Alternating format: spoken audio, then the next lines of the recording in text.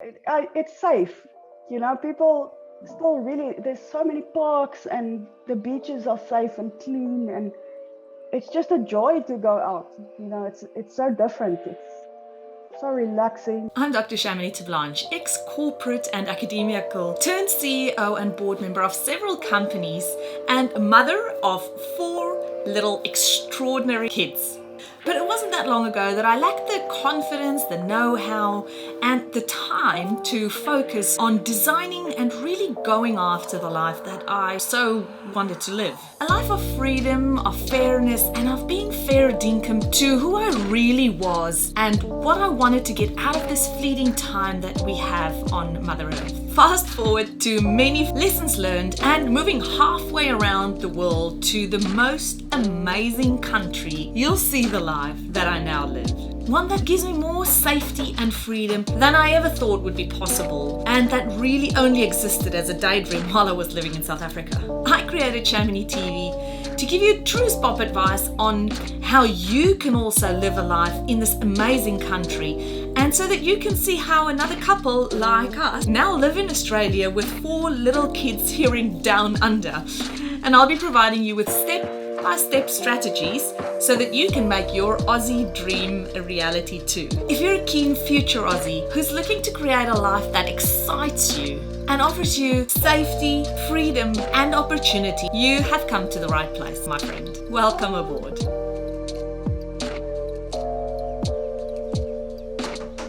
Hi, Sunet, all the way from Adelaide. How are you today? Good. It's a public holiday, so we're really just chilling. Oh, lucky you. Definitely not for me. It's all work, work, work. So what's the public holiday today? I have no idea. I don't know. I'm still getting to know all the holidays here. I just know that I don't have to go to work today. And that's the important part, because all it means to you is you can stay at home and you don't have to do anything. Wait, I can tell you, it's Adelaide Cup today, apparently. So are you into horse racing at all? No? No. That's maybe why I didn't know. Oh, well, okay. So tell us your story. How long have you guys been in Adelaide for, and in Australia in total? Oh, not long. We arrived 4 months ago. And we were still actually in hotel quarantine when we heard about the new Omicron variant, and everybody's flights got cancelled. And so we just made it. We were. Wow. Yeah. So 4 months. Okay. And where in South Africa did you come from? Pretoria. Yeah. Okay. So yes, Afrikaans. Yeah. Okay. So Pretoria to Adelaide straight. And what brought you to Adelaide? Like, was there specifically a job there, or do you have family there, or what? Why Adelaide? My husband has family in Australia, but not in South Australia. Our visa is a regional visa for South Australia, so we had to come here, and we're quite happy. Adelaide is beautiful, and we really like it here. And of course, my husband also had a job here before we came. Which was very fortunate. Very handy. What does he do? What's his industry? He works in aeronautics, so he's an flight operations manager. So he's in the aviation industry then. Does he work for a big aviation company here in Australia? Yeah, they do like aerial mapping, air photos. Oh. Yeah. Oh, that's cool. He loves it. Oh, wow. And so obviously he did this in South Africa as well.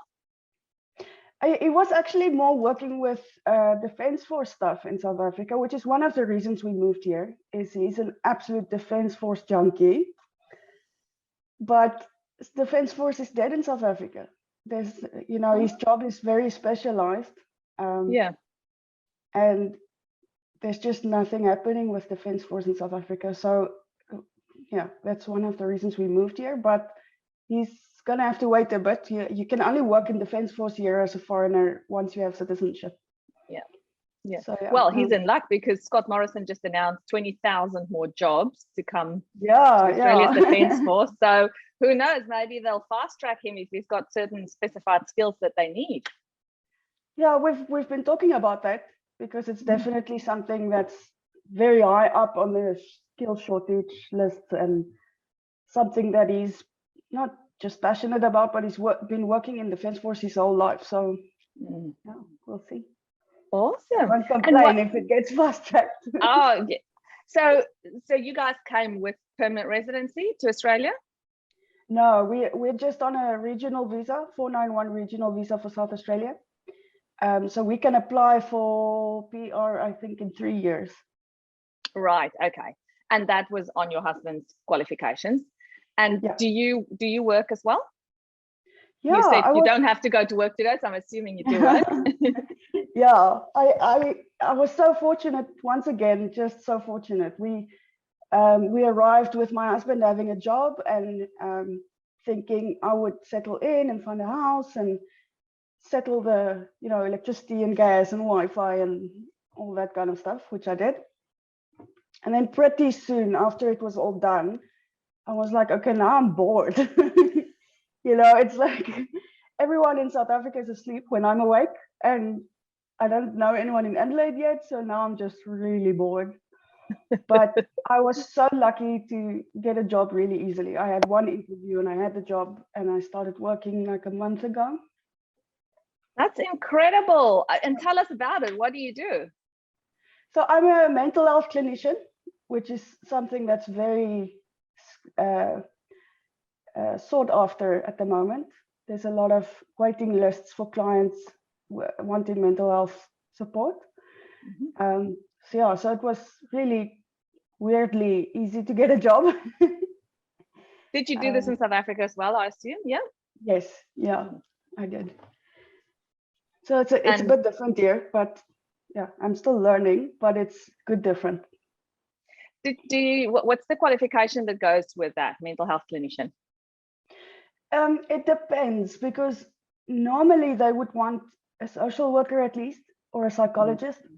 But because of the skill shortage and such long waiting lists, I mean, people are on waiting lists for 8 months before they can see a psychologist or a counselor or a whatever.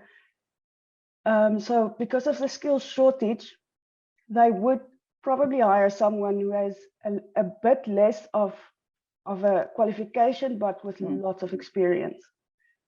So it depends on where you're at. But yeah. And you did this in South Africa? Yeah. Okay. So you've got lots of experience. You could just walk into the job, even though now you speak Australian and not South African. Well, my direct manager is actually Afrikaans. Handy. Yeah. Oh wow, that's great. And how have you been finding this new job? It's only been a month, I know. But how have they how have they received you, and how has been finding your feet in a new country and then a new job and a new language almost? Yeah, I think it's been weird easy.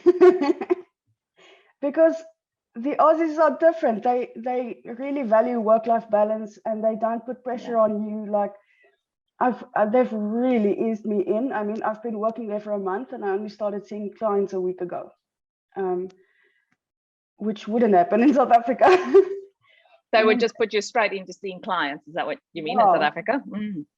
So they were giving me training, and I was able to sit in on other sessions with other clinicians and just get used to things first.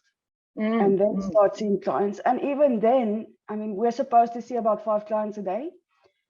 And in the beginning, they just let me see 2 to 3 clients a day, to just kind of ease me into it. So yeah, of course you feel overwhelmed, because you're still getting to know the way they do things, and it is different, and the systems that they use and their software and stuff. So you still do get a bit overwhelmed at times. Yeah. But, I was really overwhelmed one day, and my boss just called me in, and she's like, "You're very quiet. Tell me everything." Vent. So it's obviously being a mental health clinician, she will know how to deal with it if somebody turns quiet. Yeah. Oh, okay. Yeah, it's really very nice. It eases you in a little bit more. And how is the work-life balance then, in terms of with the other like everything else that goes on in the office and everybody else, do you think that people feel like they're being respected at your workplace? Sorry, this is not a workplace interview, but it's an interesting aspect. No, I really do. I think even I have two managers, one is an Aussie and one is a South African. And they both just all the time come to me and they ask me regularly, like, how are you coping? Are you okay? Do you need anything? Do you have any questions? And they really they let you vent. They call you in to let you vent, to just talk. Nice. Which is weird for us. I mean, South Africa, you focus on the work and you get stuff done. But for them, it's really they really value their staff. I mean, they do weird things like our team has worked down the waiting list from something ridiculous like 8 months to something like 2 or 3 months. Oh, wow. And they really worked hard. And our CEO just decided we deserve a party. Nice. So they gave us like a half a day off and just arranged, a get together at a restaurant and to just celebrate and thank them for working so hard. And, so there's a lot of stuff happening like that. We always have like someone bringing donuts just because we are awesome or, Oh, that is so beautiful to hear. I love workplaces like that. I've also worked in situations like that. I once worked in a workplace in Brisbane in an IT company where they would organize massages for the people working there. I'm like, whoa, that's nice. So you could sit at your desk and somebody could come and do a 15 minutes massage on you while you're working. It's like, yeah, I can get used to this. And they ask for input as well. They're always asking like, what would you do different, or what would you like to do, or so you get to, I mean, it's not necessarily to say that it's going to happen, but they really value your input and your ideas and stuff like that, and they really consider it. We've been talking about having counseling sessions outside, just because our session rooms it doesn't really have a lot of windows and it's very stuffy in there sometimes. Especially now because it's because of COVID, we've been working from home a lot. So now when you go into the office, you're not used to like the stuffiness, kind of the office atmosphere and stuff. So they talk about it and they're like, okay, what about we get like a coffee shop and have some outside tables and whatever. They actually great idea. Really listen to their staff. It's quite cool. So it's a private company. It's not a government department. Yeah, it's an NPO, which is also weird because in my mind, NPO means you're going to walk in there. It's going to be dirty. It's going to fall apart. And the couches are going to be someone's old couches that they couldn't face anymore and just dropped off there as a donation or something. And it's not at all like that. It looks like a private practice. It's run like a private practice. There's enough money to pay for everything that's needed to pay for, and the government funds it. And mental health is huge here. The government really does a lot for mental health. So yeah, it's been like, whoa, dudes, I get an actual proper salary from an NPO. So that's wow. Yeah, that's great. And sorry, I've just been handed a coffee. Thank you very much. That's service. Okay, that's been really great. And how has your husband been settling into his job? How is he finding the maths and all these, working closely to the Defence Force, I hope? He loves maps and aeroplanes. That's his life. So he's really good at what he does. Like he's so intelligent. And what exactly does he do? Do you know? Like, is it a engineering field? He's more the operations manager for flights. So they fly all over the country and do aerial mapping, mostly of cities, but it could be something like a mine or a farm or something as well. And he has to basically just manage the whole project. So he would make sure that if the weather is good in Brisbane, that there is a plane in Brisbane to work with, a pilot, someone to take the pictures, to manage the camera work. and then sometimes stuff goes wrong, like the camera guy is sick or whatever, and then he has to make sure another camera guy gets there, or the weather isn't the way it looked in the predictions. So then he has to make sure the plane gets back to Adelaide as soon as possible so that they can use it here or whatever. So there's a lot of stuff that changes the whole time that you couldn't predict. So it's a bit stressful. But he loves it. He loves that about it, because in South Africa, he was getting bored with his job. So he loves like the fact that it just every day is so different and big decisions. And yeah, I think his emotional intelligence is very high. So he also really gets along so well with his team, and they respect him, and they just immediately accepted him as their manager, and let's do the job and let's move on. So yeah, amazing. I wouldn't be surprised if he doesn't have South Africans working with him either. He does. Already made friends. We go fishing every now and then. Okay, and is it only the two of you, or did you come with children as well? No, it's just the two of us. Yeah, we don't have children. Okay. How old are you guys? I'm 37 and he's 44. Yeah. Right. Okay. So it was relatively easy for you, falling under the proper age categories, that you could still make it over to Australia. Because once you go over 45, it becomes a bit more tricky for most categories. We were just in time. Our visa process took very long because of COVID. So we actually started 3 years ago already with the process. And we initially tried to get I can't remember what it was, but it wasn't regional, like you could live anywhere kind of visa. It's taking too long, and we ended up going for a regional visa. And then all the offices closed of the Aussies in South Africa, the embassy and so on. So we literally waited 8 months to just do a fingerprint and a picture. They were closed. Wow. Yeah. So by the time our visas arrived, we couldn't come because we didn't have travel exemptions due to COVID. And so it was a mission. So when, more or less, when was that? When did you get the okay with the visas? We already got the okay in Feb for the visas. We got our visas in February last year. But because of COVID, you couldn't just fly because you have a visa. Yeah. So you had to get travel exemption, and in order to get that, you have to already have a job in Australia, and the job has to be on a skills shortage list, and the company has to prove that they tried to employ a local person and couldn't find someone with the right skill set before they can employ a foreigner during COVID, to kind of make it worth it for a foreigner to fly during COVID. So you waited from Feb until about when did you come? November, I'm guessing? Yeah, mid-November. Yeah. Wow.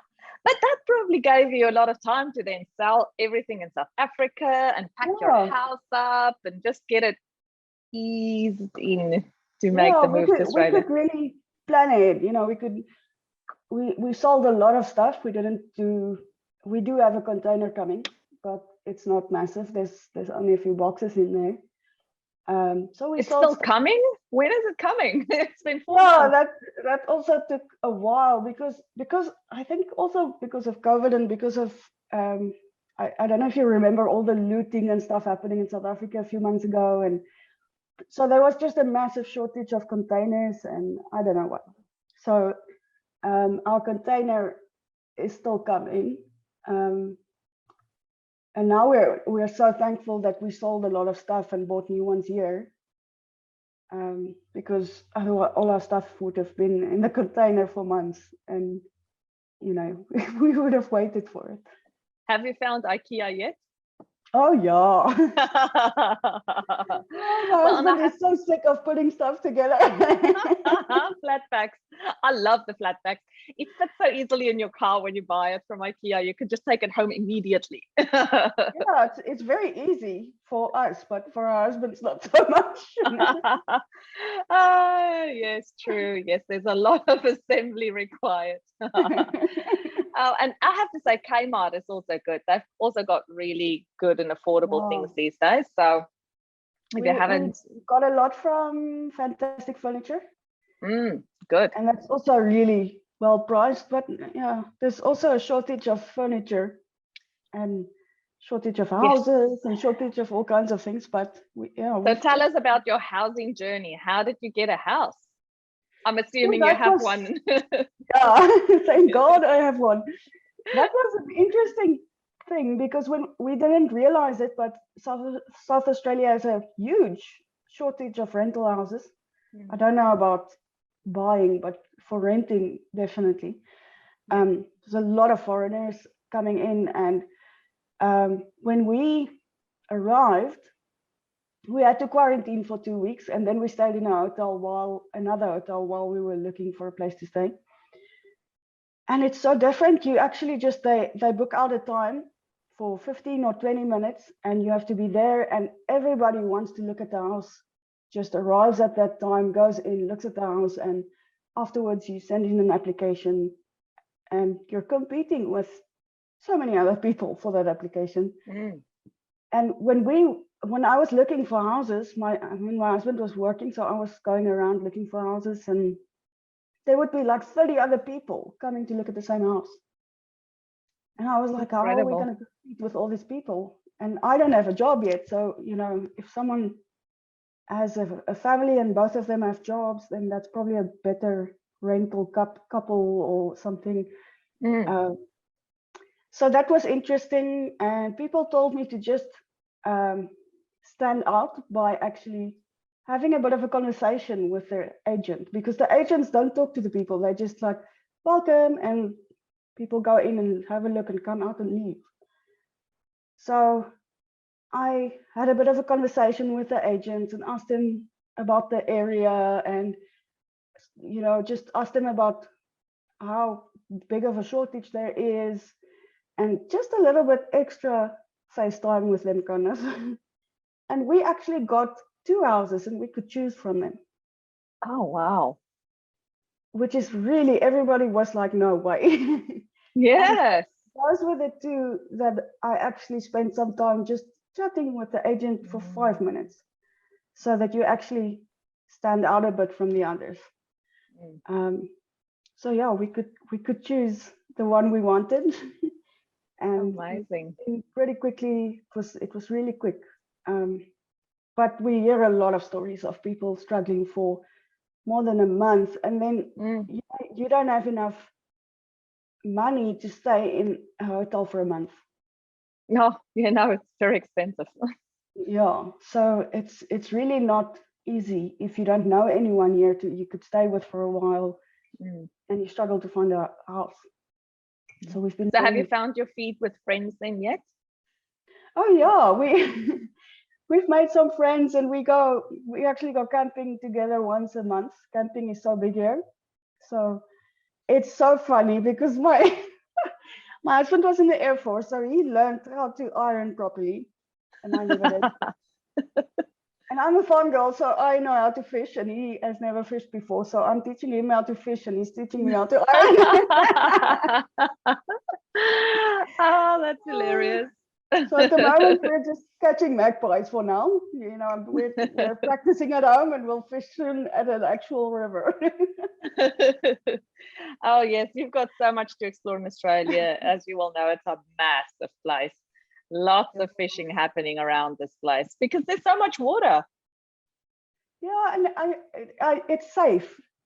People still really, there's so many parks, and the beaches are safe and clean, and it's just a joy to go out.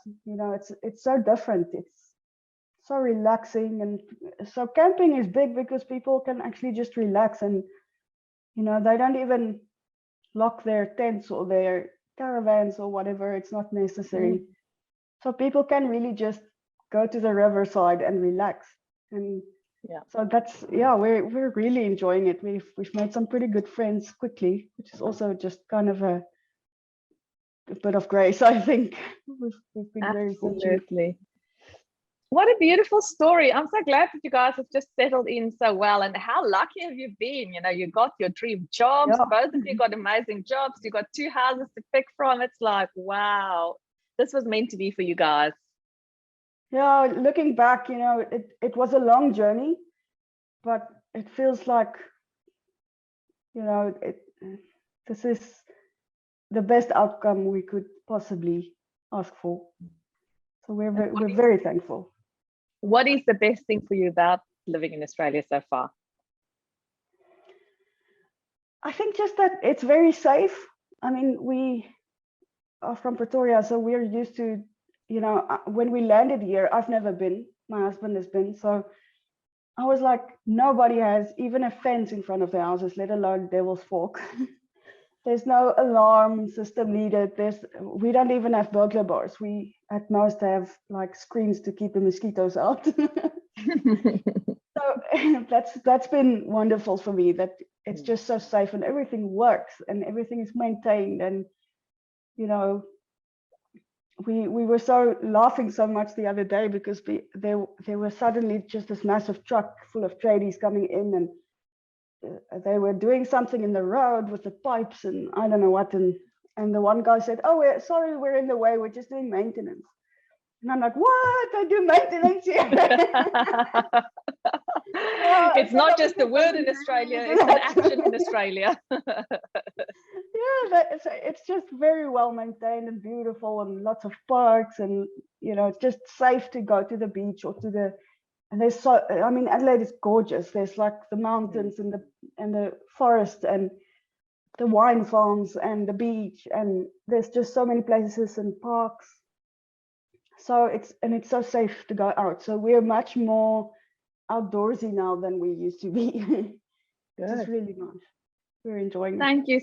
Yeah, and thank you so much for sharing your special journey with us and how you made it over to Australia only 4 months into it.